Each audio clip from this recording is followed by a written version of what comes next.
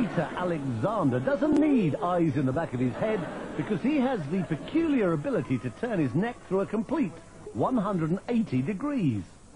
Normally the muscles and the vertebrae in the neck prevent that happening, but because of a peculiarity in his spine, Alexander has confounded orthopedic specialists for years.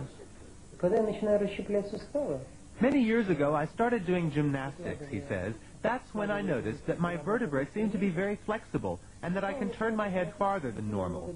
I worked at it little by little, going a little farther each time, and one day I was able to turn my head all the way around.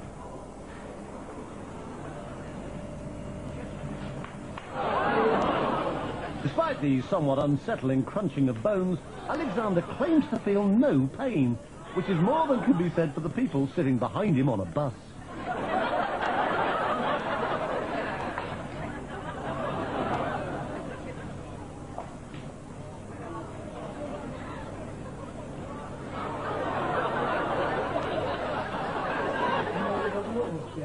When I do it, it takes energy out of my whole body, he says. It requires 100% concentration.